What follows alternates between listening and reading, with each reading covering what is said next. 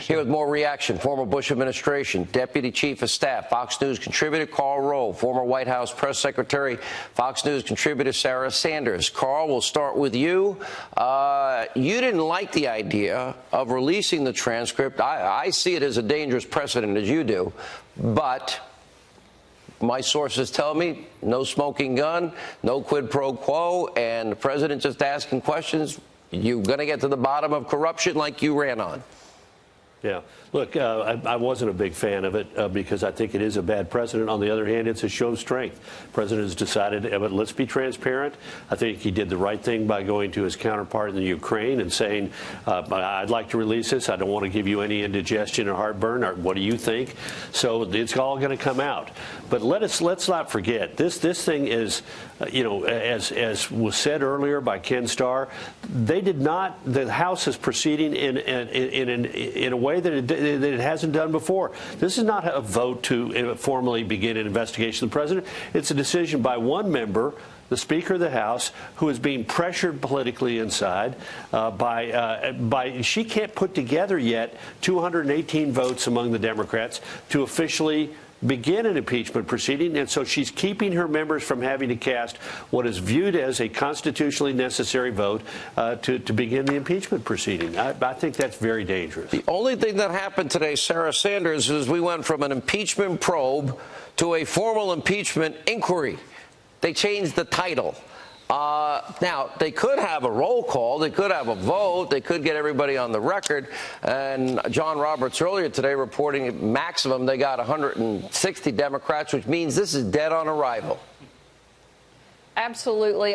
Frankly, Sean, I think that Democrats are being incredibly stupid right now. I know that's a big statement, but what they are not paying attention to is the fact that impeachment is going to fail. And not only is it going to fail, it is going to rally and unite Republicans and help get the president reelected. My guess is that's not what Democrats want, because Nancy Pelosi's been clear that that is their whole purpose about all of this, is making sure they stop this president from being reelected. She stated today that it is a threat to democracy. The only threat to democracy I see in this entire process is Democrats and Nancy Pelosi, who refuse to accept the results of the 2016 election. We've seen it over and over and over again for the last 2.5 years. They refuse to let that happen, let that sink in, that they lost in 2016, and they fight it every step of the way. I've said it for the last 2 years. They've got to make a decision. Do they love the country more than they hate this president? Today, they've made it clear. They've made their decision, and it couldn't be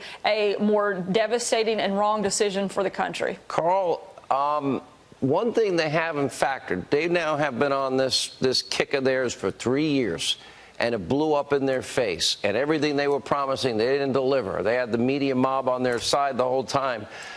At some point, American people see this for what this is, that they're willing to divide and drag this country with no knowledge down this political sewer because they so want power and so hate one guy that won the election. What is the political ramifications of that once it sinks in? Yeah, well, look, a couple of things. First of all, you're absolutely right. The American people are not in favor of impeachment. Ironically enough, from the moment of the Bob Mueller report saying no collusion and no evidence that was sufficient enough on obstruction, the opposition to impeachment grew. Who thinks that this is going to cause that to dramatically turn around and for support for impeachment to grow? I don't think so. And not only that, but look, the Democrats have put themselves in a place. Think about this. This is going to hurt Joe Biden badly, because we're going to be talking about Ukraine and the idea of Hunter Biden being hired by a Moscow-leaning oligarch in order to demonstrate that he had juice with the United States. Remember, it's not only Hunter Biden who gets hired. Devin Archer, a longtime family friend of then-Senator John Kerry of Massachusetts, also gets put on the board of Burisma. And so, we're going to have people saying, well, why didn't he think that was the appearance of impropriety that he's over there in Ukraine talking about the Ukrainians stepping up their anti-corruption efforts when his son is on the board of one of the most corrupt institutions, commercial institutions in the country.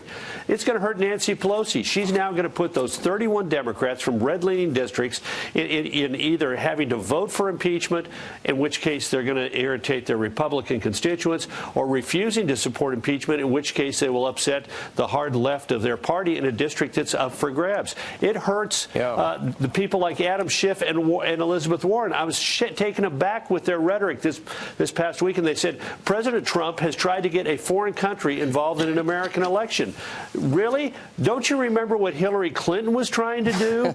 And don't you think that we're going to suddenly start saying, wait a minute, if it was so bad, if you think it's so bad for what the president did because you don't want a foreign country involved in our election, why weren't you critical of Hillary Clinton when it became clear that that's exactly what she was trying to do? Can I answer? That's selective moral outrage. Feigned, phony moral outrage. And look, this is going to hurt them with swing voters for exactly that reason. The American people are going to look at this, and this critical group of people who are up for grabs in this election are going to say, really, that's the best you can do?